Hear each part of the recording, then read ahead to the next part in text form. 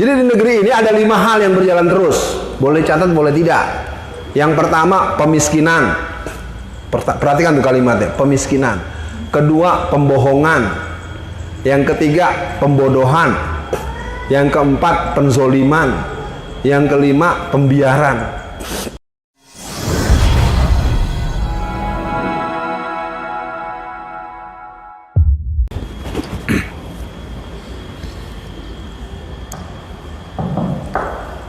Bismillahirrahmanirrahim.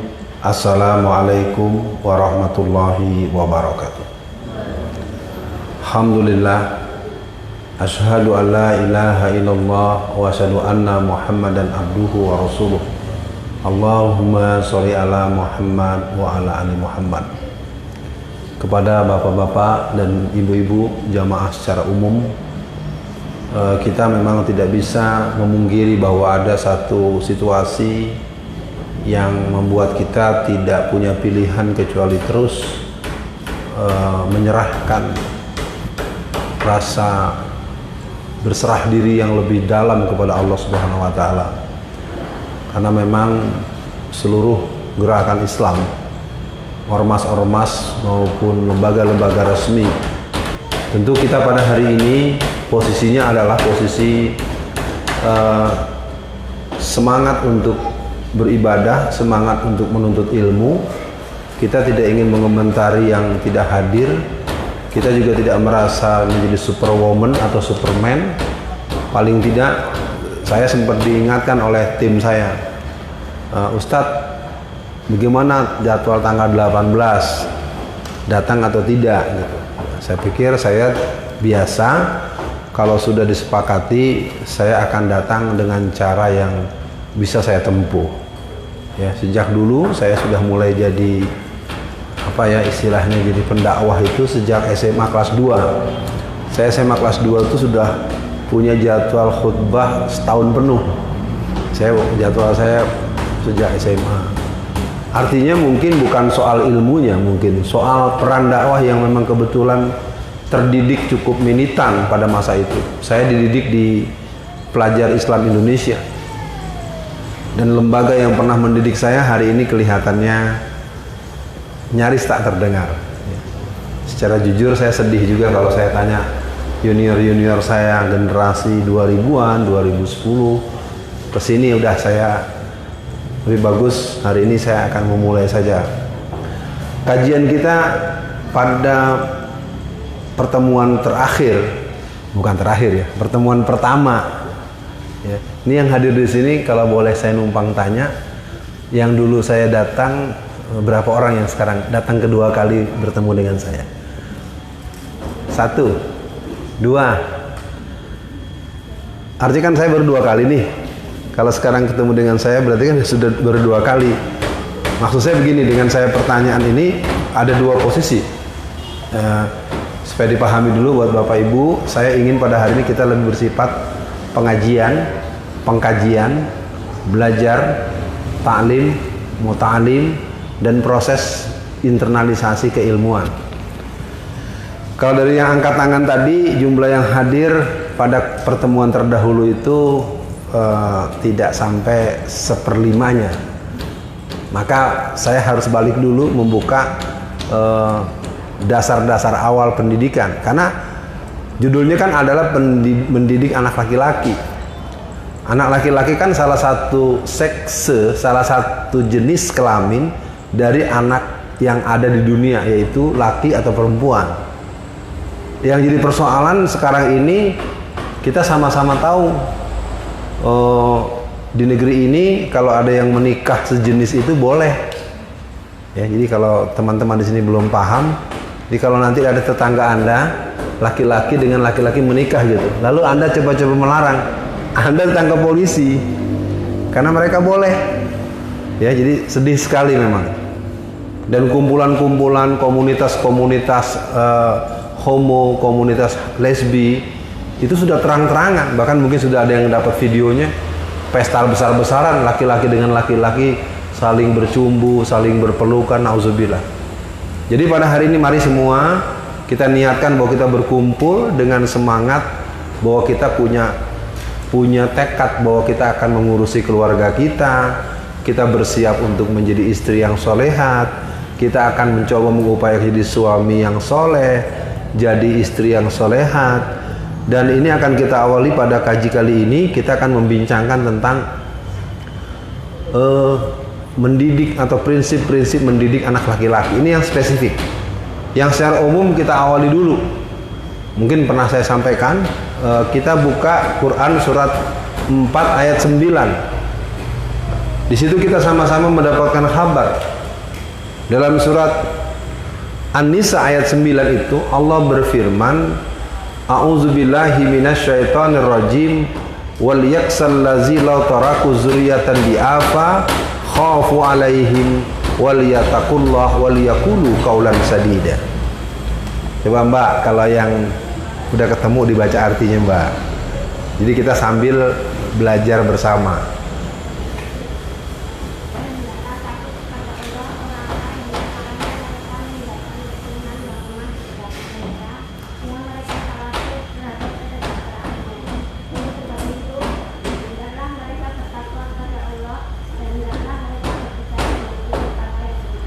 Itu kalimat luar biasa. Wal yaksal lazi law taraku zurriyatan di'afa, dan hendaklah engkau khawatir akan ada generasi di belakangmu yang lemah, dan kita juga khawatir dengan kesejahteraan mereka. Ya, jadi mudah-mudahan pada pagi ini Allah berikan banyak hikmah buat kita, maunah buat kita, taufik hidayah buat kita, bahwa kita pada hari ini sedang belajar bersama. Jadi kewajiban mendidik itu adalah kewajiban yang tidak pernah putus. Saya sering mengisi pengajian-pengajian di komunitas elit. Kadang-kadang kumpulan para jenderal, kadang-kadang kumpulan para dokter, kadang-kadang para profesional. Saya bilang pada mereka, Bapak Ibu boleh jadi ahli bidang tertentu. Mungkin sekolahnya mentok sampai S3 atau mungkin sudah profesor. Tetapi membidangi bidang yang bukan pendidikan, tidak otomatis seorang bapak dan ibu itu bisa mendidik. Pengalaman saya mengajar, saya memang dosen spesialis pendidikan. Sering ada mahasiswa itu mengambil program fisika misalnya, mengambil program matematika, mengambil program sastra Jepang. Yang ingin masuk kuliah itu bukan dia, ibunya. Karena dulu zaman remaja pengen kuliah hendak kesampean, akhirnya anaknya dipaksa. Saya punya pengalaman, saya nggak sebut nama ya tentunya. Jadi ada mahasiswa saya semester 7, semester 5, saya ingat, saya terbayang wajahnya. Saya biasa ngajar di kelas sastra Jepang. Tidak. Saya ngajar di kelas matematika. Karena memang saya mata kuliah pendidikan. Satu hari ketika saya mengajar di kelas mata kuliah di sastra Jepang, anak itu ada. Saya pikir saya tidak buta, mata saya masih jelas, saya masih bisa mengenali orang. Saya tanya, kok kamu kemarin saya ngajar di matematika ada kamu, sekarang kamu di kelas Jepang ada, apa punya kembaran? Enggak Pak, saya udah pindah. Loh, kenapa bisa pindah? Saya sebetulnya ingin belajar sastra Jepang. Tapi mama saya dulu waktu zaman mau kuliah itu maunya matematika. Kenapa saya cerita seperti ini? Ternyata cukup banyak. Anak masuk pesantren itu, yang maksa masuk pesantren itu orang tuanya.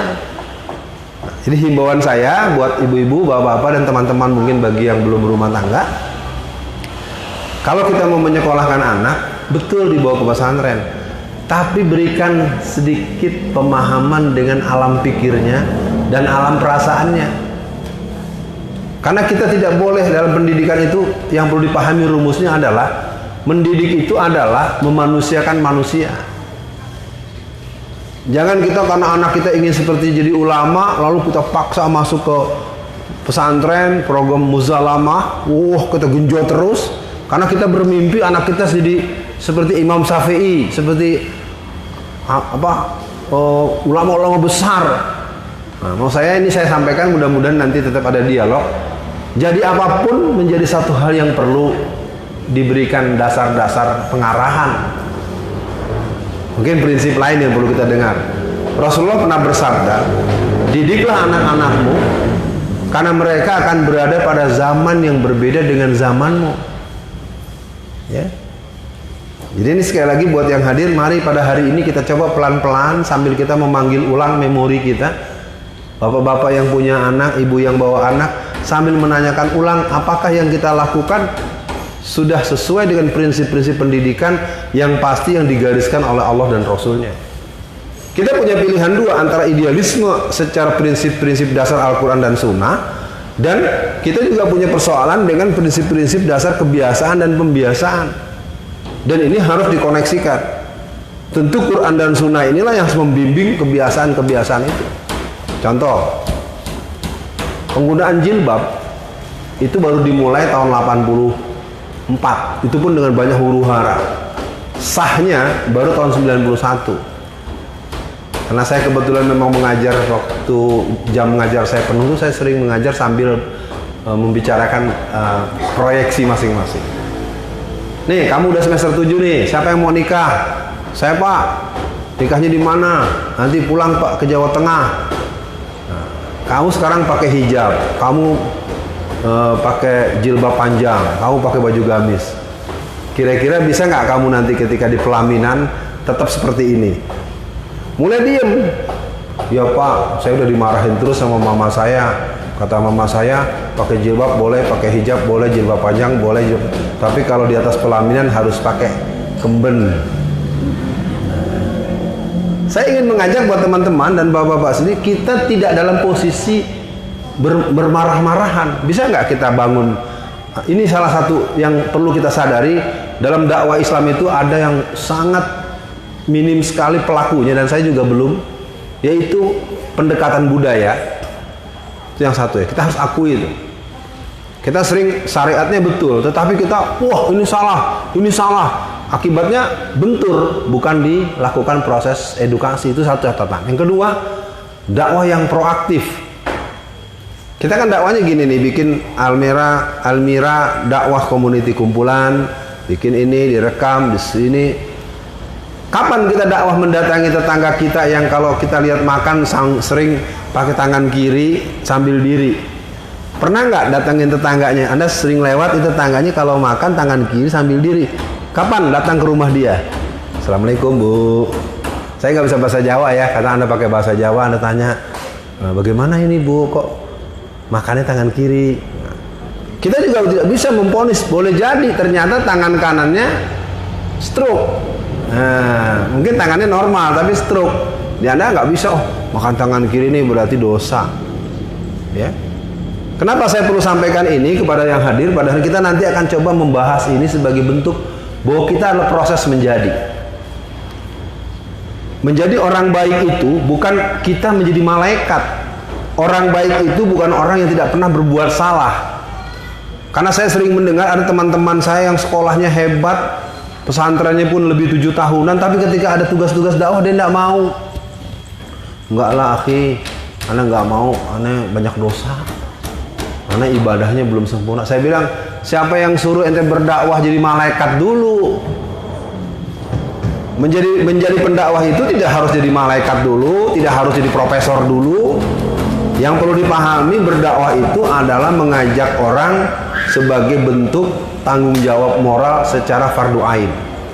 Nanti kita akan kembali ya. Jadi buat semua yang hadir, saya sangat ingin nanti tetap kalau saya terlupa atau ada yang terlewat, nanti saya diingatkan. Jadi prinsip dasar sudah saya sampaikan. Nah, yang lainnya adalah sebetulnya proses-proses pendidikan ini harus dipahami bahwa mendidik itu adalah mengajak orang untuk sampai kepada makrifat kepada Allah. Ada kata cinta yang sering dikumandangkan dalam berbagai kesempatan, ternyata cinta itu ada hierarkinya. Kebanyakan orang mengambil cinta di pengasong cinta. Maka marilah kita mengambil cinta dari sumber mata air cinta. Di mana kita dapatkan itu? Dari Allah Subhanahu wa taala. Apa kabar tentang itu? Lihat surat Al-Baqarah ayat 165. Dalam surat 2 ayat 165 itu Allah memberikan pelajaran kepada kita. Ada satu kalimat di ayat itu, allazina amanu asyaddu hubbalillah. Sesungguhnya orang-orang yang beriman itu amat sangat cintanya kepada Allah. Jadi jangan pernah bercinta di pinggir jalan dengan pengasong. Jangan membeli cinta di pengasongan, apalagi di pengasingan, ada setannya. Bercintanya harus dengan ketegasan prinsip-prinsip semesta alam. Jadi kalau mau belajar tentang cinta, pahami cinta pertama kepada Allah dan cinta abadi hanya kepada Allah. Yang kedua, cinta hierarki kedua itu ternyata kepada Rasulullah. Cukup sering dalam acara-acara remaja-remaja, acara maulid Nabi di sekolah-sekolah, saya tanya, siapa di antara adik-adik, siapa para siswa-siswi yang dalam hidupnya adalah mengidolai Rasulullah? Hampir nggak ada. Kalau cuma acung-acung tangan gampang. Tapi kalau mencintai Rasulullah kan berarti dia akan berperilaku semampunya. Saya walaupun tidak mempunyai keilmuan yang memadai untuk disebut ulama, masih jauh banget. Tapi saya dari dulu kalau dimarahi ibu saya, saya nggak berani ngangkat kepala, saya nunduk. Anak sekarang rajin ngaji ini, ditegur dikit, apa? Mama. Tuh. Ayo, saya ingin ingatkan, masih ada ditegur sedikit saja, mamanya dipelototin dengan alasan mama saya belum pakai hijab, Ustaz. Ibu kita mau nggak pakai hijab, mau pakai you can see, pakai mini mixi, mau seksi, itu urusan dia. Anda sebagai akhwat yang mengerti agama nggak boleh. Dalam Islam itu berbakti kepada orang tua itu harga mati. Makanya orang yang kenal saya sejak saya remaja, saya sudah dimarahin kayak apapun nggak pernah ini sama ibu saya dulu. Karena saya sangat ingat kata Rasulullah, ada seorang sahabat Nabi, satu hari dia menggendong ibunya untuk banyak urusan. Ya Rasulullah, ibu saya nggak bisa kemana-mana, maunya digendong terus. Kata Rasulullah, wahai engkau gendong ibu kamu sampai ke ujung bumi, kau berikan 3 kali gunung emas bukit Uhud untuk ibumu, kau tidak bisa membalas budi baik ibumu. Maaf ya, saya ingin katakan buat seluruh yang hadir, saya kadang-kadang suka nggak enak kalau main ke rumah teman-teman yang saya anggap agamanya bagus, tapi suka bentak ibunya, suka melotot. Ada hadis Nabi loh, barang siapa orang yang membelalakan matanya kepada ibunya, maka Allah murka kepadanya. Nah, kembali pada yang kedua tadi. Kalau tadi hierarki cinta yang pertama kepada Allah, yang kedua kepada Rasulullah. Nanti kita akan buka ayatnya, kita mulai dengan hadisnya dulu. Rasul mengatakan dalam sebuah sabdanya, la yu'minu ahadukum hatta ahabba ilaihi wa waladihi wan nasi ajma'in. Tidaklah engkau dikatakan beriman sebelum mencintai aku lebih dari seluruh alam semesta. Sebenarnya ini kalau kita bahas, kita kan ketemu dengan kajian awal. Kalau yang mungkin sudah lama pengajian, atau ikut liko, atau ikut halaqah, atau ikut pengajian-pengajian pembinaan, ini adalah konsekuensi syahadat. Asyhadu an la ilaha illallah wa asyhadu anna Muhammad Rasulullah. Jadi ayat tadi yang kita sampaikan untuk cinta pertama kepada Allah, yang kedua kepada Rasulullah, lihat surat 3 ayat 31. Dalam surat Ali Imran ayat 31, Allah memberikan kabar. A'udzubillahi minasyaitonirrajim. Bismillahirrahmanirrahim. Qul in kuntum tuhibbunallah fattabi'uni yuhibbukumullah yaghfir lakum dzunubakum wallahu ghafurur rahim. Coba Bu, baca lagi artinya Bu.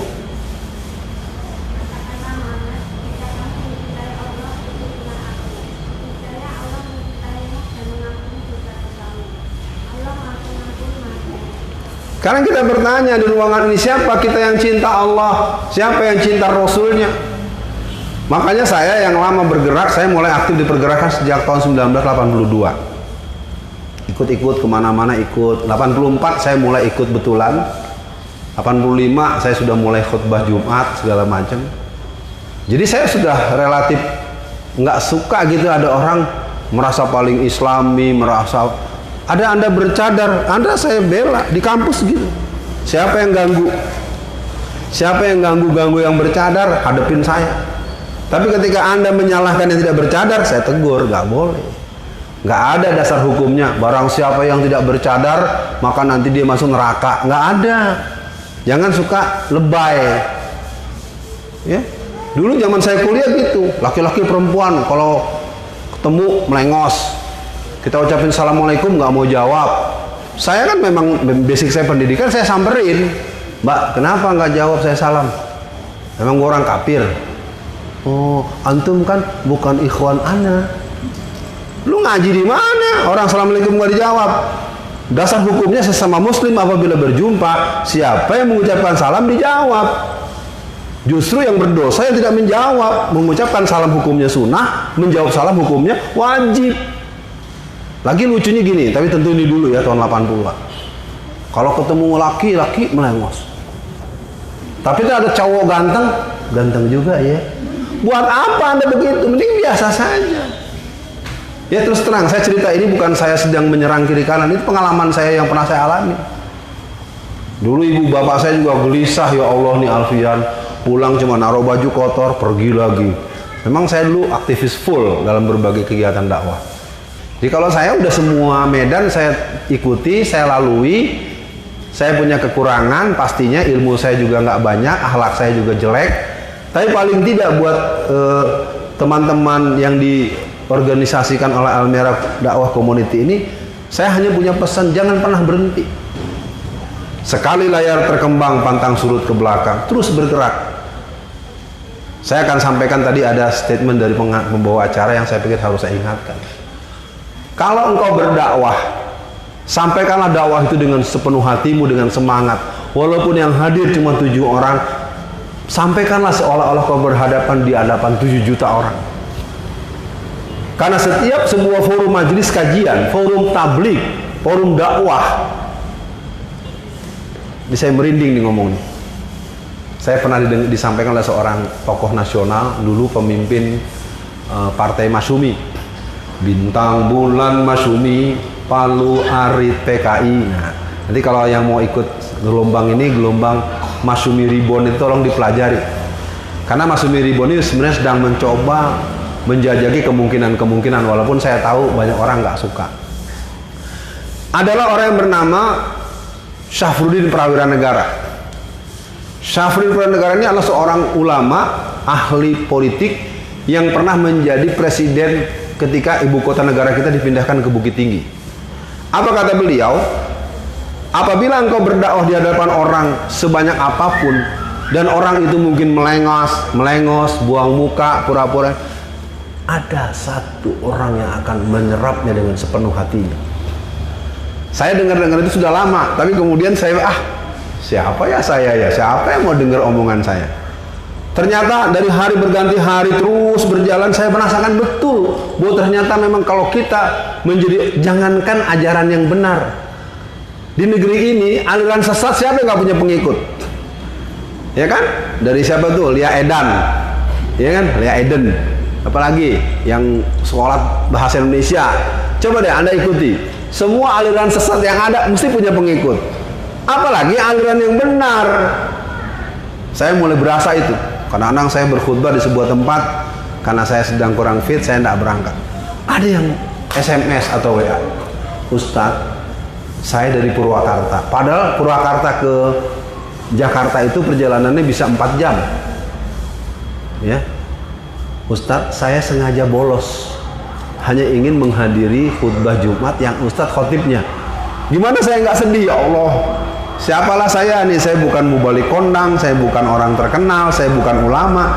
Ternyata di setiap segmentasi kegiatan dakwah selalu ada orang yang punya ikatan kuat antara narasumber, antara murabi, antara ustadz dengan jamaahnya. Sama dengan Al-Merah Community ini. Kalau nanti sering-sering, pasti nanti ada yang nggak suka sama saya, ngomong gitu-gitu terus, ngomongnya narsis. Tapi yang diam-diam benar, iya ya, yang nggak kepikiran sama kita, suka diingetin Ustadz Alfian ya. Oke ya, kita teruskan. Jadi pada pertemuan hari ini kita mulai menyadarkan dulu bahwa yang namanya pendidikan ini adalah sebuah tindakan yang tidak boleh berhenti. Kita akan terus mengingatkan. Maka tadi cinta kita sudah di 2 hal. Asyhadu alla ilaha illallah wa asyhadu anna Muhammadar Rasulullah. Mahabbatullah, mahabbatur Rasul. Ketika skrup cinta kepada Allah dibuat kuat, skrup cinta dibuat kuat kepada Rasulullah, maka kita akan lihat nanti Ketika dia berada di tempat manapun, dia punya perbedaan seperti apapun, selama dia satu iman kepada Allah, innamal mu'minuna allazina iza zukirallahu wajilat qulubuhum. Orang-orang yang beriman itu apabila disebut nama Allah, bergetarlah hatinya.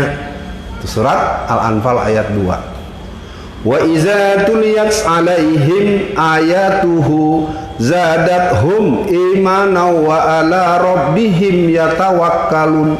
Dan orang-orang yang beriman itu apabila dibacakan firman Allah, dibacakan ayat-ayat Allah, bertambah imannya. Nah, dalam keterangan lain, innamal mu'minuna ikhwatun, orang-orang yang beriman itu bersaudara. Fa aslihu baina akhawaikum, oleh karena itu perbaikilah hubungan kalian selalu.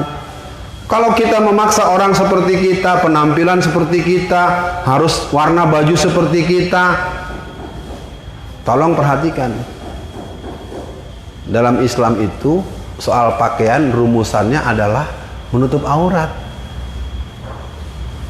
Nutup aurat laki-laki dan perempuan beda. Kalau saya hari ini mengisi kajian ini buka baju nih, ya, saya buka baju, cuman pakai kaos dalam, pakai singlet, ya, lalu ketiak saya kelihatan, saya mengumbar aurat tidak?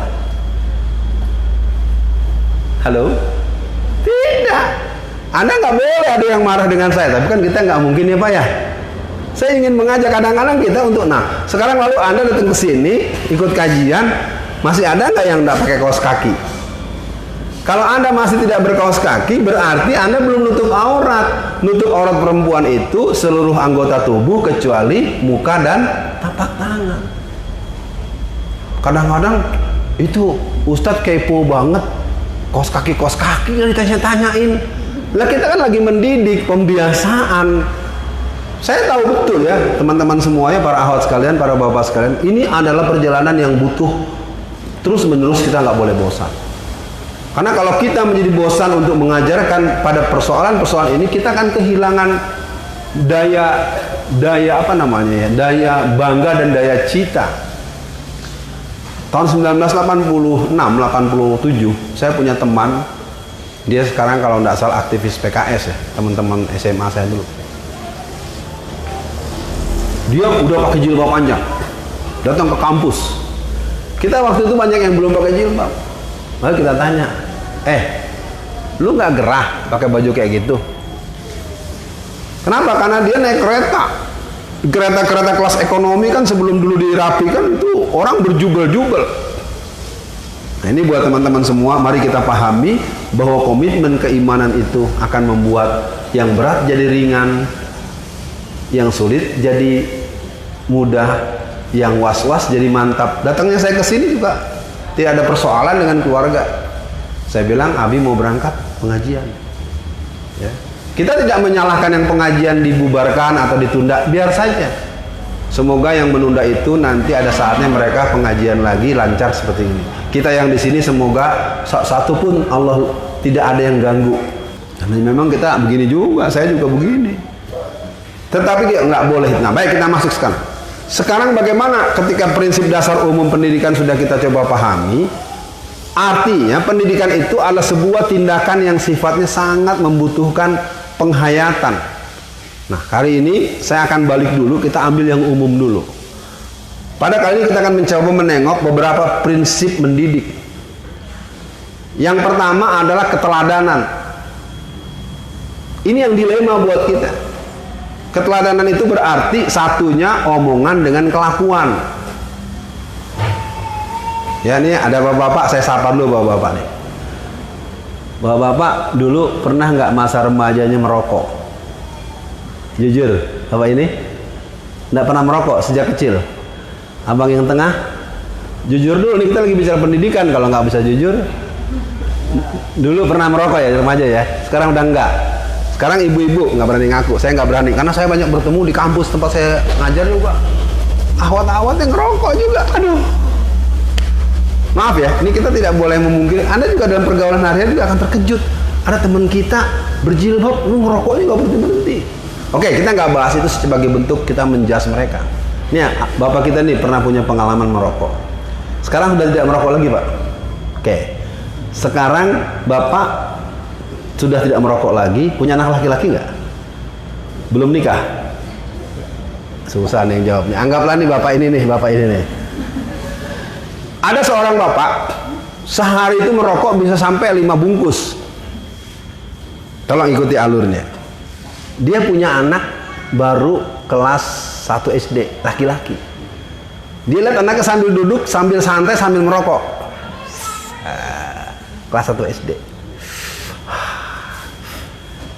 Kira-kira bapak yang merokok sehari 5 bungkus ini gembira, senang, atau marah lihat anaknya merokok? Marah. Alasan apa dia boleh marah? Ini mungkin catatan juga Nanda, tapi juga ada lagi rumus yang lain. Ini mohon maaf ya, kita bicara secara perjalanan hidup. Kadang-kadang ada sebuah keluarga, anaknya sudah remaja, SMA kelas 2 atau kuliah semester 2.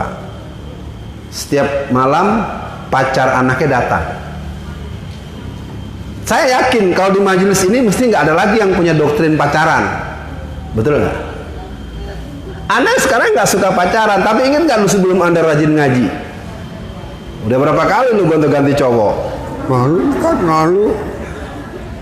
Saya bukan sedang menyerang pribadi Anda. Artinya apa? Ketika nanti Anda punya anak Anda melakukan sesuatu yang tidak sesuai dengan agama, jangan suka. Kadang-kadang yang bertengkar tuh suami istri. Kadang-kadang cowoknya datang pulangnya sampai jam 12 malam. Bapaknya karena agamanya pekat, rajin ngaji, mungkin juga suka negor. Dek, kalau kamu serius, kamu lamar aja anak saya. Mamanya dulu marah. Papa dulu juga sama mama pacaran. Maksudnya apa saya ngomong begini? Supaya kalau ada masa-masa lalu kita yang memang punya pola-pola yang tidak sesuai dengan ketentuan hukum agama, ketika kita menerapkan kepada anak kita harus pakai pola-pola yang ideal. Pola ideal itu bisa dipraktekkan kalau dengan contoh. Mencontohkan itu tidak harus dengan banyak bacot, banyak nyinyir, banyak ceramah. Saya kadang-kadang suka sedih kalau hari-hari tertentu nih, hari-hari kerja. Bapak-bapak, anak-anak di negeri kita ini banyak yang sudah pulang kantor, sudah pulang dari sawah, dari mana-mana. Tapi banyak di masjid-masjid tertentu yang ramai itu anak kecil. Karena saya suka iseng ya, bapak lu udah pulang belum? Maaf ya, saya pakai bahasa Betawi ya. Bapak lu udah pulang belum? Udah Ustaz. Ngapain? Lagi baca koran. Nah, anaknya disuruh ke masjid untuk sholat maghrib, bapaknya dengan alasan pulang kantor masih capek, baca koran. Nah, keteladanan ini harus kita renungkan sebagai bentuk yang harus kita tanyakan ulang. Bagaimana kita? Maka Allah abadikan dalam surat 61 ayat 2 dan 3. Ya. Di dalam surat 61 ayat 2 dan 3 Allah berfirman, A'udzubillahi minasyaitonirrajim. Ya ayyuhalladzina amanu lima taquluna ma la taf'alun. Kabura maqtan indallahi an taqulu ma la taf'alun. Bu, baca artinya, Bu.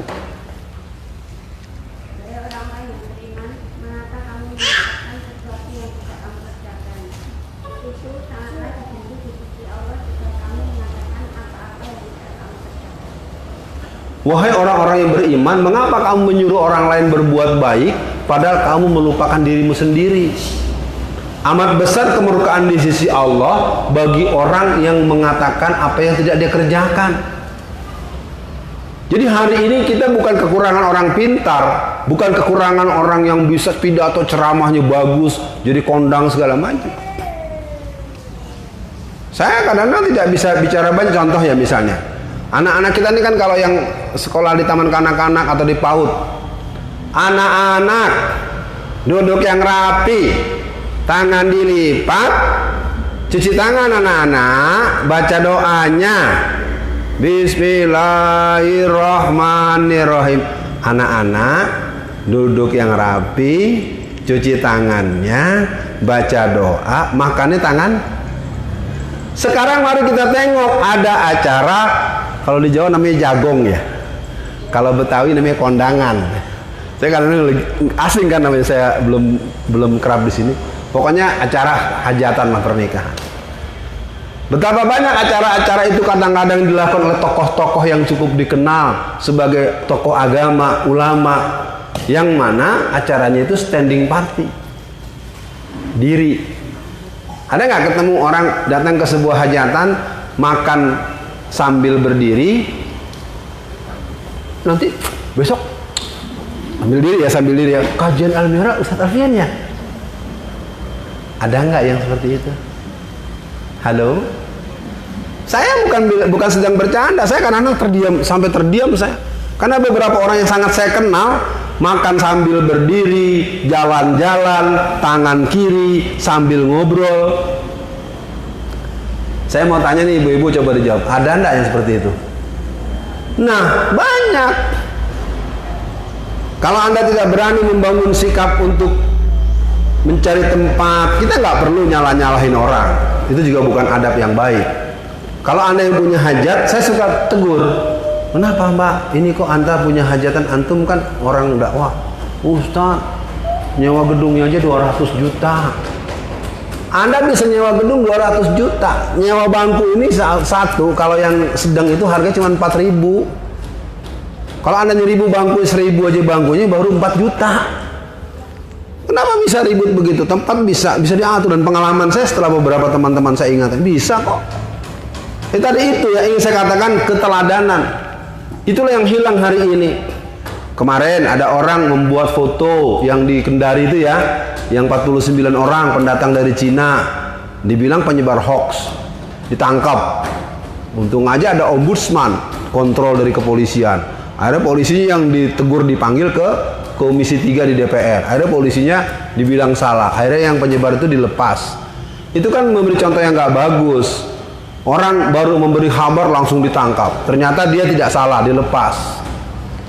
Ya, jadi yang pertama keteladanan. Ayo semua kita, saya juga, bapak-bapak juga, ibu-ibu juga, ayo kita semua. Nyuruh bersih rapi, tapi anak masuk kamar kita berantakan. Mama, papa, Umi, Abi, Bunda sama ayah, kok kamarnya berantakan sih? Kok kamarnya bau asem? Nah, padahal kita sering ribut, oh ini yang rapi ya, gini. Kita sendiri tidak rapi. Baik, ini yang pertama ya. Ini penting dibangun keteladanan itu, bukan sesuatu yang dibuat-buat. Yang kedua, untuk prinsip mendidik yang kedua adalah kewibawaan. Ya. Wibawa itu adalah bawaan jiwa. Ya. Jadi kalau bapak-bapak misalnya terlalu banyak omong, terlalu banyak bicara yang nggak penting, bercanda-bercanda terus, Anda nggak dihormati oleh anak-anak Anda. Ya. Tapi juga jangan terlalu pelit, ada yang diem aja, tahu-tahu ngamuknya semua dibanting. Wah, itu sarap kalau bahasa Betawi itu. Ya. Wibawa itu kalau mau ditegaskan, kekuatan itu bermula dari sholat malam. Bisa diabadikan, dilihatkan dalam surat 17 sejak ayat 78, 79, 80, 81, 82. Yaitu dibaca saja nanti. Aqimis sholata liduluki samsi ila ghasaqil laili wa qur'anal fajr. Inna qur'anal fajri kana mashhuda. Wa minal laili fatahajjad bihi nafilatan lak. Asa ayyab'asaka rabbuka maqaman mahmuda. Wa qur rabbi adkhilni mudkhala sidqin wa akhrijni mukhraja sidqin waj'al li min ladunka sultanan nasira. Wa qul ja'al haqq innal batila kana wa qul ja'al haqqal batil innal batila kana zahuqa. Wa nunazzilu minal Qur'an ma huwa shifaa'u rahmatul lil mu'minin wa la yaziduz zalimina illa khasara. Ayo Bu, baca artinya Bu.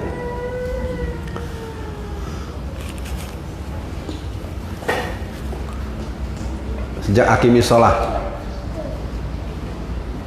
Ade, hati-hati.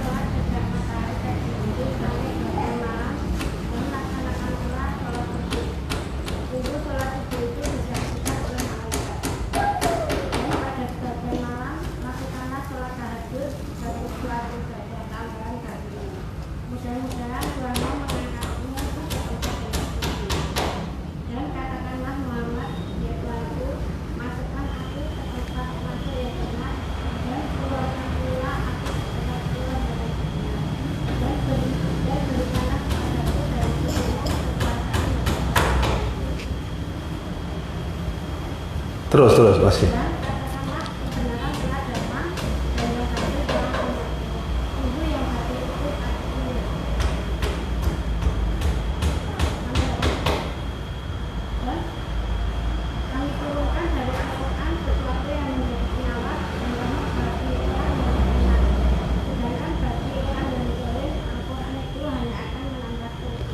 Nah, itu ayat itu pertama mengawali tentang sholat subuh. Ini bapak-bapak ada bertiga berempat nih. Ini bapak-bapak apa anak muda nih yang belakang? Tadi sholat subuhnya ke masjid nggak? Nah sekarang jangan tinggal tanya yang punya kakak laki-laki, yang punya adik laki-laki, yang punya suami ya laki-laki ya. Sholat subuhnya ke masjid nggak hari ini? Jadi kalau mau dibuka dari ayat tadi kita, jadi artinya ingin saya katakan buat semua pada hari ini kita membincangkan soal kewibawaan. Wibawa itu bukan galak, bukan kasar, bukan dikit-dikit, wow kamu, nanti mama cubit nih, mama ini. Itu bukan wibawa, itu mah orang kesurupan. Ya, wibawa itu adalah sikap. Nah ini mungkin pilihannya memang harus berdua ya, harus bincang berdua. Mama misalnya katanya berbakti sama suaminya, tapi suaminya pergi kemana-mana, mama seneng, abinya rajin sholat. Tapi uang belanjanya dikit. Ngapain ngeluhin tentang suami sama anak? Maaf ya, saya sering dapat keluhan begitu kalau ada pengajian khusus bapak, Ustadz, gimana cara ngasih tahu istri saya? Akhirnya anak-anak nggak hormat sama saya. Apa-apa kekurangan saya, dia memang kalau depan saya selalu senyum, selalu baik, cium tangan. Tapi kalau ada kesalahan sama saya, dimuntahkannya ke anak-anak saya.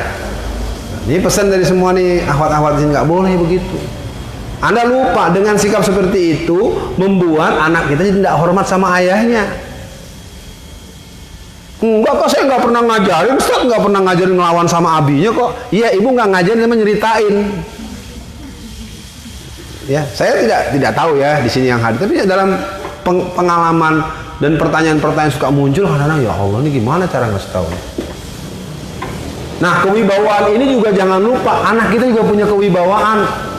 Ya, ibu-ibu, bapak-bapak, cepat atau lambat kita akan punya anak SD, SMP, SMA, kuliah segala macam.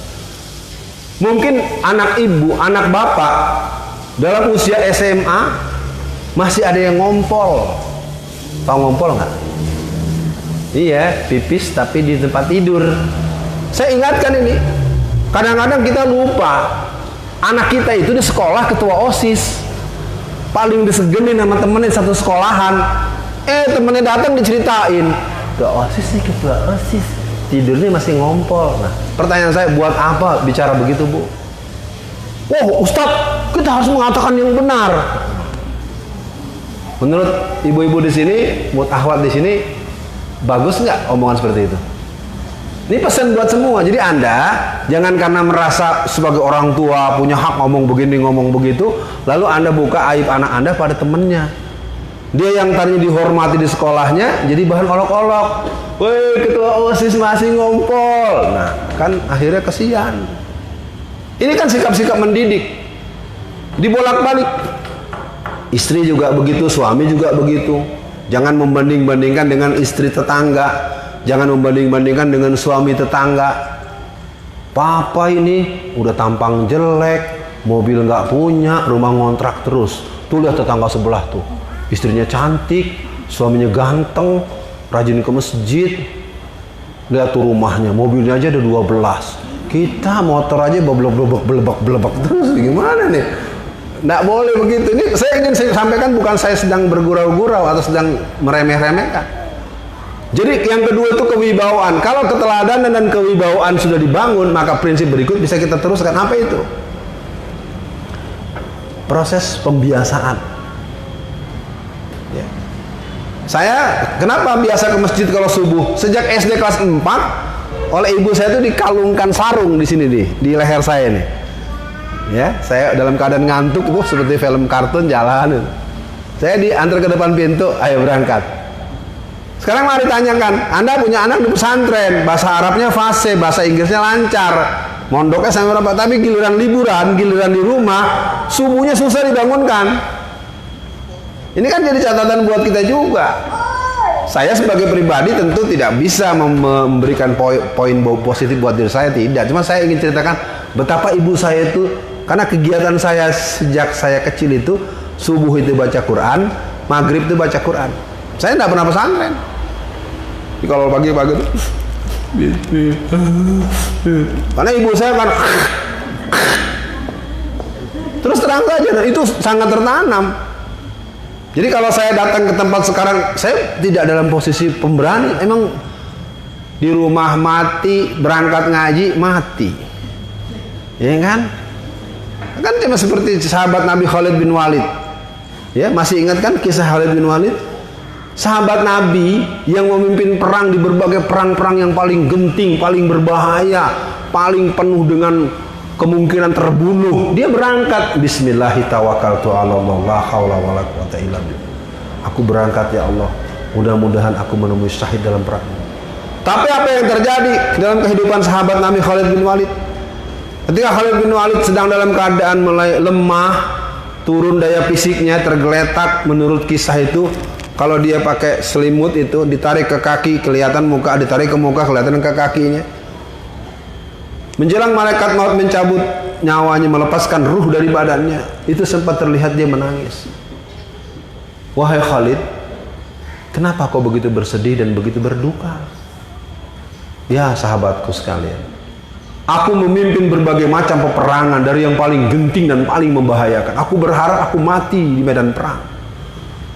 Tapi kalau dilihat suasananya, kemungkinan aku mati di atas tempat tidur.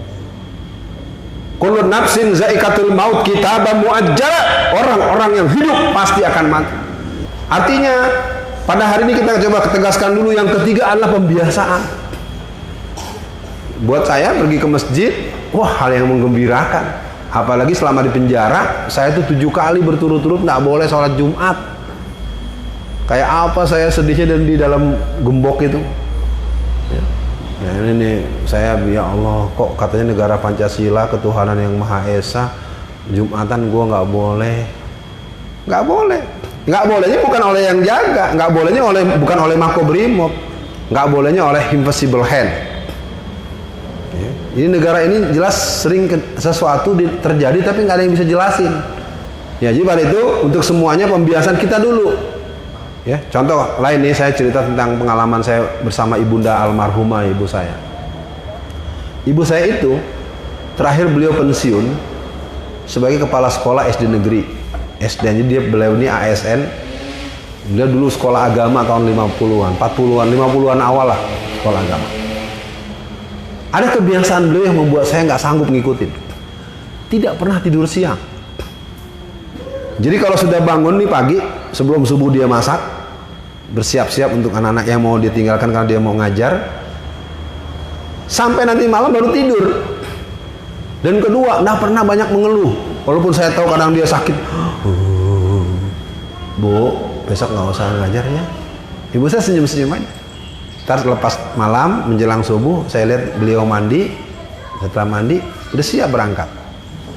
Jadi beliau sebagai seorang pendidik, itulah yang membuat saya sebenarnya pernah ditanya oleh beliau, Alfian, kamu kalau ceramah begini-gini terus kamu ditangkap nanti.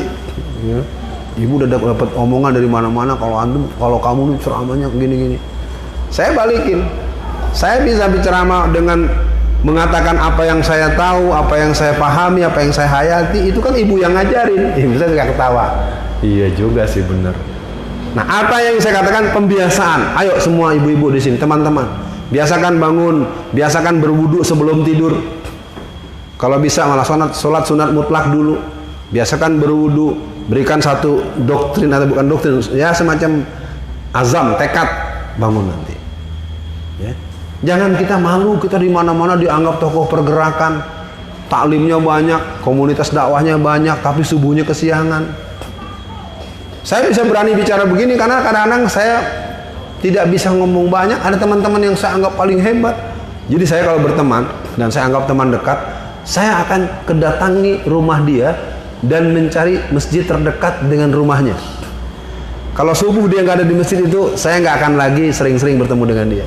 Ini mah anak pasti kagak demen sama masjidnya. Ya, ada beberapa teman-teman yang sangat hebat, agamanya bagus, dalilnya gitu. Suatu hari saya datang ke dekat rumahnya dan saya coba supaya tidak seuzon, tidak spontan, saya beberapa kali lagi. Saya tanya sama masjid sini, Pak, itu bapak itu kalau subuh ke masjid nggak? Nggak pernah, Ustaz. Nah, ternyata banyak orang ditokohkan di masyarakat, dianggap tokoh agama, dianggap ustadz, tetapi subuhnya tidak ke masjid. Ada nggak? Saya tidak ingin nyuruh orang lain, saya pembiasaan macam-macam, pembiasaan menemui tamu, pembiasaan menghadapi pengemis. Kita punya ayat, ara'aital ladzi yukadzibu biddin fadzalikal ladzi yad'ul yatim. Kan gitu ayatnya. Cukup banyak ibu-ibu zaman sekarang di tetangga sebelah ada pengemis, maka rumahnya buru-buru suruh tutup gordennya, suruh tutup pintunya. Hati-hati ya. Sikap seperti itu nanti akan menanamkan dalam hatinya, kalau ada pengemis, ada orang ini berarti harus saya tutup pintu, saya gembok, saya bersembunyi. Betul bahwa memang ada pengemis yang ternyata berbuat kriminal, kasus. Betul memang ada yang berbohong, karena pada beberapa kejadian kan ada pengemis yang ternyata setelah ditelusuri rumahnya di kampung, rumahnya mewah, punya uang sampai tabungannya sampai sekian ratus juta, ada. Tapi kita tidak boleh melihat orang dengan menyamaratakan. Mungkin dia betul-betul nggak ada uang.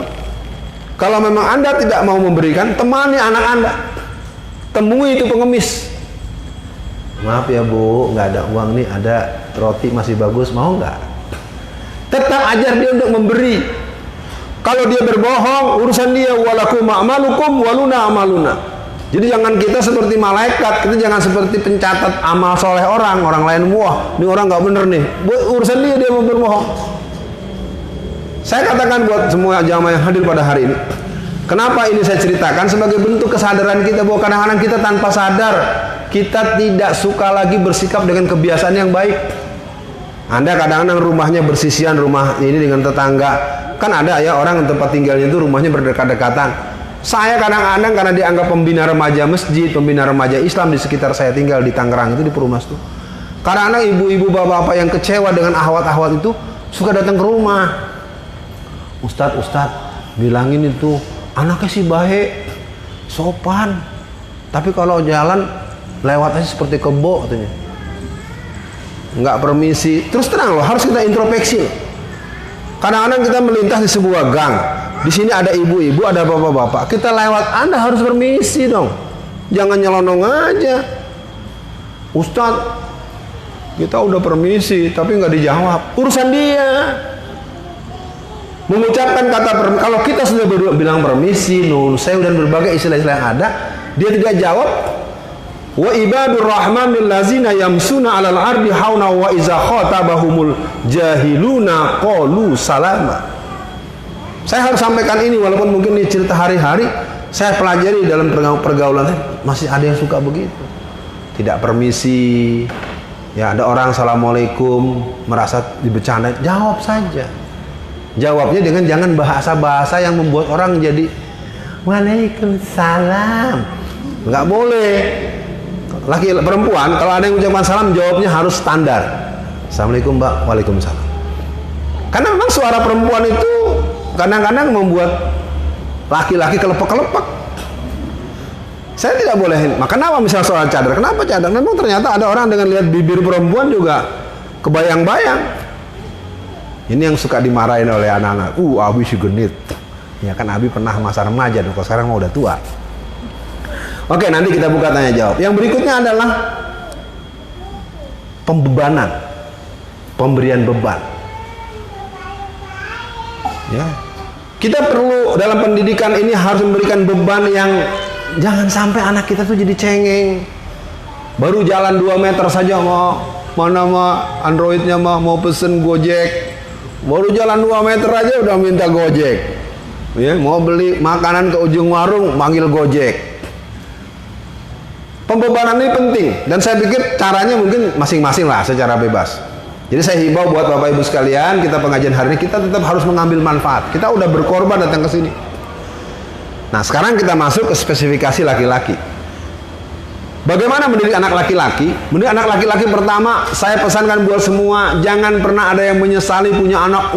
Anak saya Pak, yang pertama laki-laki, yang kedua laki-laki, yang ketiga laki-laki, yang keempat laki-laki, yang keenam laki-laki, yang ketujuh laki-laki. Anak saya 17 Pak, laki-laki semua. Ya sudah, bikin aja kesebelasan sepak bola, keren ya. Maksud saya, nggak usah diseselin. Karena saya sedikit punya catatan, misalnya seorang punya anak laki-laki, sudah 4 kali, sudah 4 anak. Dia lalu memberikan sugesti, nanti bawa anak kelimanya harus perempuan. Akibatnya apa? Dia beli baju perempuan, dia beli popok buat perempuan, dia beli sepatu buat anak. Ternyata lahir laki-laki lagi. Nah itu yang bisa bikin anak jadi bencong.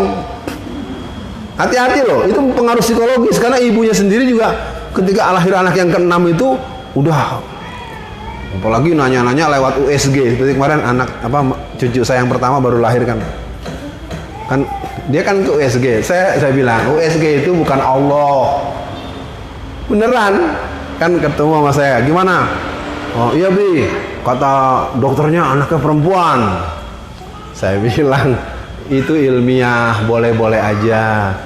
Nyata apa, lahir 2 hari lalu laki-laki. Dia bilang apa tuh, udah makan tuh dokter.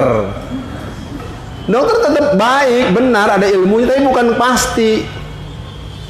Nah ini mungkin juga penting buat semua. Ternyata melahirkan dengan pola sesar itu adalah sebuah tindakan keliru. Mohon maaf. Saya cerita dulu teman saya yang anaknya sudah 4. Anak pertama sesar, anak kedua sesar, anak ketiga sesar, anak keempat tidak. Kenapa tidak? Dia lalu berpikir, oh tiap bini saya melahirkan sesar terus. Akhirnya dia konsultasi dengan dokter kandungan, dia konsultasi dengan teman-teman yang suka menangani. Karena ada kawan saya, mungkin nanti kalau bisa tersambung, namanya Ustadz Anwar. Dia spesialis pengajarannya Al-Quran dan keluarga. Dia anaknya kalau sekarang baru 8 atau udah 9. Itu kadang-kadang melahirkannya sambil ngolek lagi ininya, melahirkan begini aja. Karena kan melahirkan itu, maaf saya nggak pernah melahirkan ya. Jadi melahirkan itu cuman memotong ari-ari sebetulnya kan. Karena dibuat suasana santuy, suasana santai, suasana asik. Jadi dia cerita, maka anak-anak dia yang ke-5, ke-6, ke-7 itu kalau persalinan itu yang bantu anak yang paling tua, yang perempuan. Jadi tidak pernah ribut-ribut ke bidan segala macam. Nah ini juga perlu pelajaran. Mungkin nanti kalau memungkinkan, kalau beliau lagi ada di sini, saya beri kabar. Nih Ustadz Anwar di sini mau dipanggil gak nih? Keren. Ya, saya juga kenal dengan beliau waktu ada pertemuan ulama-ulama di Sumatera Barat 2 bulan lalu. Jadi ternyata luar biasa. Saya sering bilang, kalau ada ibu-ibu sesar lagi, itu kucing punya anak nggak pernah sesar. Kalau Anda memahami maksud saya, kucing kan alam beranak. Nenek kita juga dulu anaknya 18 nggak ada yang sesar. Kenapa lu baru punya anak sesar dua-duanya?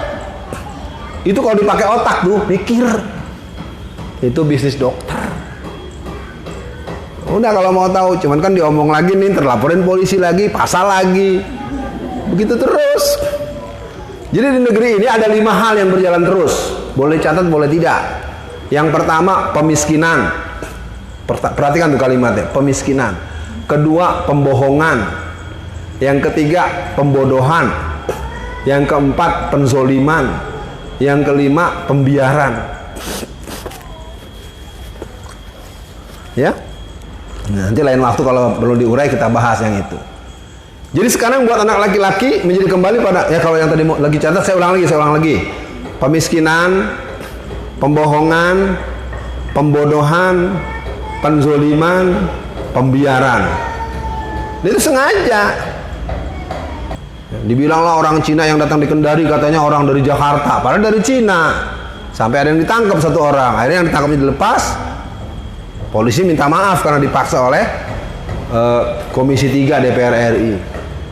Ya saya ngalamin sama juga. Kasus saya nggak ada. Itu karena laporan polisi, akhirnya saya ditangkap di sidang. Padahal saya nggak ada masalah. Bebas. Tetap aja 4 tahun. Nah jadi kembali, pendidikan anak-anak laki-laki kita harus prinsip pertama. Anak kita laki-laki kita terima dengan sepenuh hati. Anak kita perempuan juga dengan sepenuh hati. Anak kita perempuan semua, alhamdulillah. Anak kita laki-laki semua, alhamdulillah. Saya sekarang anak saya 8, ya kan? Jadi 8 yang dari sebelah lingkar Banten ada 4. Kan istri saya meninggal, saya menikah di sini tanggal 6 Desember 2019, 4 anak saya 8. Jadi laki-lakinya kalau dulu yang di Banten itu 2-2, laki 2 perempuan 2. Di sini laki 1 perempuan 3. Berarti sekarang anak saya 5 perempuan 3 laki-laki. Yang saya lagi terheran-heran, ini anak 8 cita-citanya sama. Cita-citanya pengen jadi pengusaha semua, pengen konglomerat semua. Waduh, saya bilang, gimana caranya ya jadi konglomerat? Ya, itu saya lihat anak yang besar sekarang sedang jualan bakso. Anak saya nomor 3 sedang bikin apa namanya. Dan saya liatin aja sambil saya coba buat bantu jaringan. Saya paling bantu jaringan, bantu apa. Nah, yang pertama, kalau setelah kita buatkan begitu, anak laki-laki itu harus diajak mereka memahami fungsi sebagai laki-laki, hak dan kewajiban sebagai laki-laki. Jangan sampai anak-anak itu dibiarkan saja, anak laki-laki cengeng, baru jatuh dikit nangis lama-lama, bilang laki-laki bangun, gitu. Jangan sampai ya, dikit-dikit ditolong. Kita ada yang lupa membuat anak menjadi cengeng itu karena misalnya dia mau ngambil sesuatu tidak sampai, jangan diambilin dulu. Kalau dia udah bisa bergerak, kasih. Apakah ditunjukkan sapu atau selama kalau jatuh itu nggak rusak? Ya, jangan dikit-dikit ditolongin, dikit-dikit tolongin. Itulah sekedar catatan buat semua. Kenapa anak-anak zaman sekarang tuh malas belajar? Saya bisa menceritakan itu. Satu, dari awal saja kegiatan belajar anak-anak itu tidak mendapatkan perhatian dari anggota keluarga.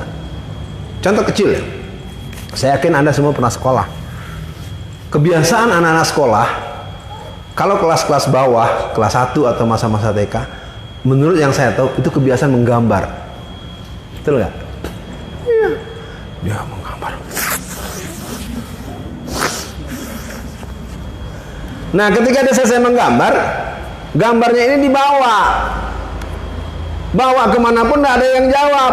Datang ke neneknya, Mbah Utinya, Mbah Kungnya, sana, lagi baca Quran. Datang ke mamanya, mama lagi ini persiapan Almera dakwah community ini. Anaknya nggak jadi. Jadi ke semua yang didatangi nggak ada yang mau merespon gambar dia. Padahal Bu, wahai akhwat sekalian, Pak, Anda cukup ambil nggak sampai setengah menit. Walaupun ini gambar sebenarnya kita bingung. Biasa kan yang paling sering gambar gunung ya. Ini gunung apa sendal terbalik gitu ya. Jangan diomong yang gitunya. Bagus. Tapi lebih bagus lagi kalau warnanya ada hijaunya, ada ini. Itu jalannya beda.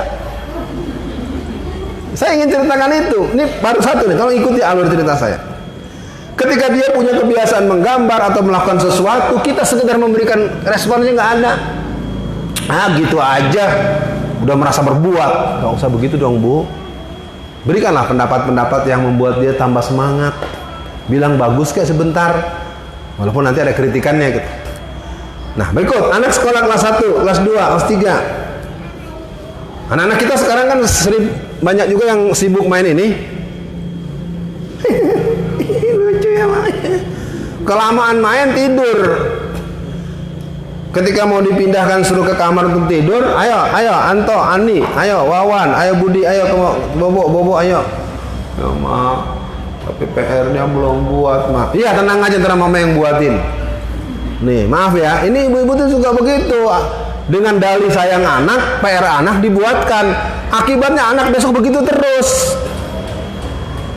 Saya ingin ajak untuk memahami kenapa anak-anak kita tidak hobi baca, tidak hobi berjihad untuk mengerjakan PR-nya. Karena bukan seringnya, ada bahkan banyak orang tua itu yang membuat anak itu dibikin itu. Merasa sayang anak, PR anak ibunya yang buat. Nilainya 10 terus. Nilai sempurna terus. Nah, tamat SMP. Tamat SD dulu dong. Kelas 1, kelas 2, tamat SD. Maunya masuk ke sekolah yang katakanlah sekolah, apakah sekolah Islam yang terkenal, apakah sekolah negeri yang favorit, atas terserah lah. Ternyata kepala sekolahnya teman kuliah dulu. Apalagi teman sama-sama S2 atau S3. Wah, kamu mau masuk sekolah itu ya nak ya? Bentar, biar Umi telepon dulu. Assalamualaikum. Ukhti apa kabar? Katanya sekarang jadi kepala sekolah ya, di sekolah itu ya. ini nih anak saya, yuk ntar anak-anak masuk aja, pura-pura daftar aja, pura-pura seleksi. Saya bukan sedang menuduh kiri kanan, sikap ini nggak salah. Saya nyatakan tidak, tapi jangan ngomong depan anaknya. Akibatnya anaknya ketika seleksi dia nggak mau jajal, salah-salah, gue bakal lulus juga. Kita tetap harus buat dalam ilmu pendidikan, harus ada proses seolah-olah. Kita harus selamatkan anak kita, karena orang lain bisa masuk dengan nyogok. Orang lain, kita nggak pakai nyogok, cuma bilang, anak gue nih, ya, terima dong. Tapi anak kita di rumah kita siapkan, belajar yang betul, tes. Jangan minta keringanan, minta permakluman teman-teman sesama aktivis. Ya, saya katakan, nepotisme itu hukumnya boleh, asalkan berkualitas, asalkan berkapasitas. Kita ini jangan sampai lupa, kita harus bela sesama mukmin. Sekarang gini, Anda karyawan. Yang Kristen lebih hebat, lebih pinter, lebih cantik, lebih ganteng. Yang Muslim kurang cantik, kurang ganteng, kurang hebat. Anda harus menentukan hari ini, pilih yang mana. Saya ingin ajak, kita ini harus berani pilih yang Muslim. Kalau kurang hebat, kurang pinter, bisa dipinterin, bisa didrill, bisa di ini kan. Itu berbeda dengan kalangan gereja. Terus terang saja ingin saya katakan, kita ini umat Islam ini daya in grupnya lemah. Udahlah, saya nggak usah menyebut kasus atau kejadian, tapi ini perlu diingatkan. Jadi hak dan kewajiban itu menjadi bagian yang harus ditanamkan betul. Ya, misalnya menemani adiknya, mengantarkan adiknya, jangan sampai terlalu dimanja. Jadi anak itu ketika sudah begitu, jadi memang betul malas. Nanti sudah mulai sekolah, karena uangnya banyak, kemampuannya ada.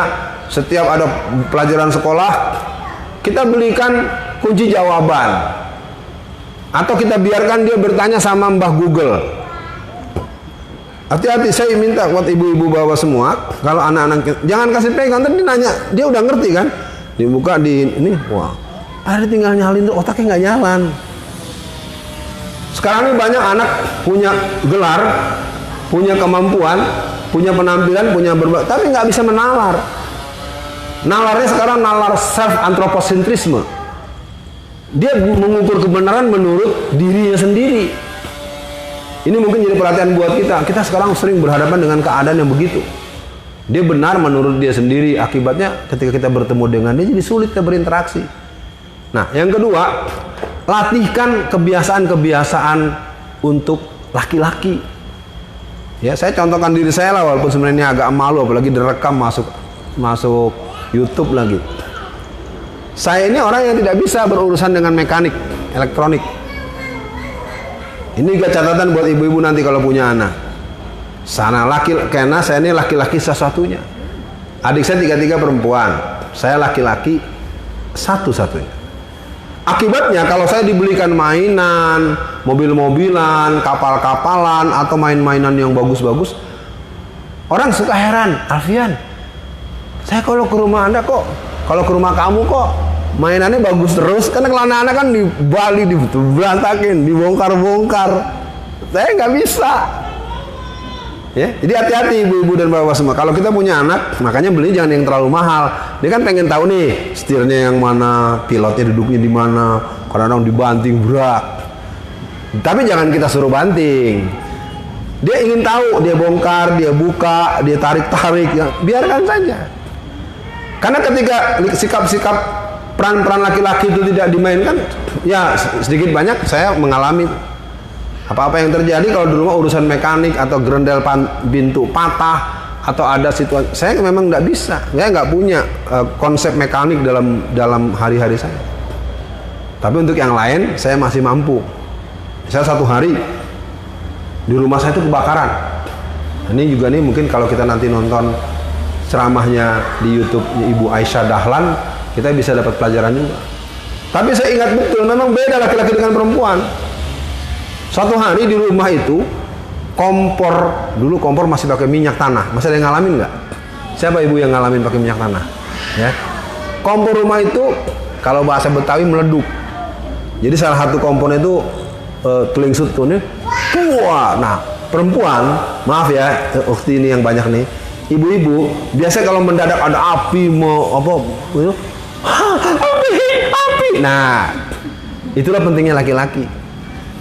Karena adik-adik saya yang perempuan ada, ibu saya ada, ketika api membumbung, semuanya pada kalang kabut. Saya nggak mau ikut-ikut orang kabut. Saya pikir kan, kalau dibiarkan ini rumah habis terbakar. Dengan cepat saya hampiri bak air di rumah.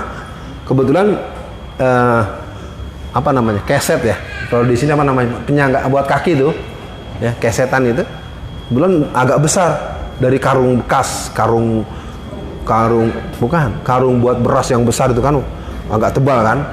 Lalu saya tidak berpikir panjang, karung itu saya benamkan ke dalam air sehingga basah kuyup, dan kompor yang sedang itu saya tutup. Ketimbang saya ikut teriak-teriak, api, kebakaran, ya, habis tuh rumah. Itulah pentingnya laki-laki dan perempuan. Jadi kalau laki-laki itu dia selalu melihat persoalan bagaimana nih. Jangan sampai laki-laki lu bencong, ada api mah aku takut mah. Anda punya anak laki-laki begitu gimana? Ya, jadi artinya kebiasaan itu apa saja bentuknya. Mengantarkan adiknya, biarkan saja. Nah, adik kamu mau ke warung, temanin. Kamu jaga ya. Contohnya anak saya di sini. Kemarin kan saya sore berangkat jam 5. Saya bilang sama anak saya yang kelas 6 SD. Abi nggak ada, kamu imam maghrib dan imam isya. Saya kan telepon, gimana Ma? Oh ya, tadi dia gitu. Jadi bentuk-bentuk yang bertanggung jawab itu, ya tentu cerita saya bukan berarti istimewa, juga ada kekurangannya banyak. Saya hanya ingin mengatakan bahwa kalau kita punya anak laki-laki itu harus dikasih peran-peran kelelakian, jangan cengeng. Baru jatuh berdarah aja, Anda juga nggak usah pakai anaknya jatuh berdarah. Halo ambulan, anaknya bukan nih. Biarin aja udah, kasih apa dulu udah cukup, kasih Tensoplas, kasih betadine, nggak usah terlalu mendramatisir. Baru jatuh dikit aja, luka aja langsung telepon bagian IGD rumah sakit apa, tolong anak saya dijemput pakai ambulannya yang paling VIP ya. Nggak perlu. Saya tidak bercanda loh. Karena kejadian, ada satu hari seorang ibu, karena masa-masa remaja yang nggak pernah belajar tentang mekanisme menyusui. Namanya anak itu kan kadang-kadang penuh gitu ya kan. Anak saya keracunan nih. Padahal ya saya ingin katakan, dan juga jangan sampai Anda sedang menyusui lalu tertidur pulas. Itu berbahaya karena susu itu tajam. Ntar bisa kena ke badannya, itu yang suka bikin badannya jadi belang tuh begitu. Ini kan kalau nggak ada ilmu nanti tentu harus panggil ustazah atau dokter yang menguasainya. Nah, yang lainnya ajak dia untuk memahami peran Rijalul Islam. Pemuda Islam itu harus bagaimana? Jadi hal-hal yang berhubungan dengan kekuatan fisik, kemampuan bela diri, kemampuan renang, dan kemudian yang selebihnya ya. Saya pikir kalau nanti di ini kan ya, orang-orang model Agim yang saya agak ngiri dengan Agim. Agim itu kalau dia buka bajunya itu badannya semi aderai besar. Nah, Agim itu terlatih. Dia kan setiap jam 2, 3, jam 2 pagi itu sudah bebersih kamar mandinya. Ya. Agim bisa bawa motor, bisa bawa mobil, bisa bawa tank, bisa bawa pesawat. Saya terus terang saja tuh, kalau untuk Agim saya hormat betul itu. Kapan waktu saya ke rumah Ustadz Zulkifli Muhammad Ali, wah subhanallah. Dia kudanya besar.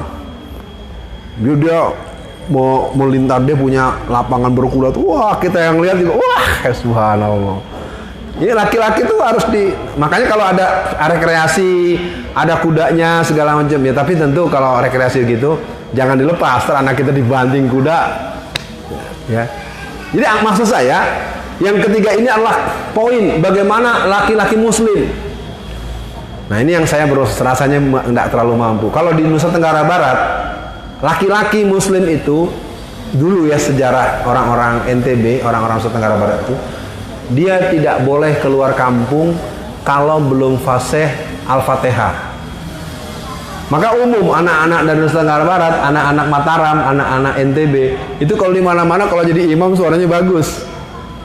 Jadi ada budaya di sana dilatihkan tajwidnya, makhrajnya, Nah, ini mungkin kita perlu ambil bagian apa? Nah, saya pikir itu waktu kita sudah cukup siang, udah lewat waktu. Kita tambah beberapa menit, mungkin ada yang mau feedback, ada yang mau tanya jawab. Yang jelas buat semua jamaah Al-Merah Community ini, Saya selama ada di lingkar Jawa Tengah, apalagi kan memang saya berdomisili di Solo, kita bisa nggak usah pakai protokoler. Yang penting waktunya disepakati, ya. Mana nih panitianya nih? Ya, yang penting kalau dengan saya waktu disepakati, jangan terlalu sering, jangan terlalu, ya kalau terlalu lama terserah Anda ya.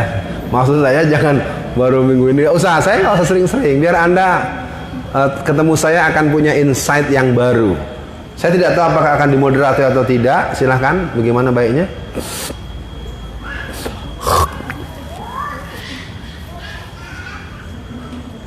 Ya, dimoderator aja, silahkan, mungkin ada yang berbeda pendapat, mungkin pernah baca, silahkan. Pertanyaan, Minimal mendekat dengan pengeras suara.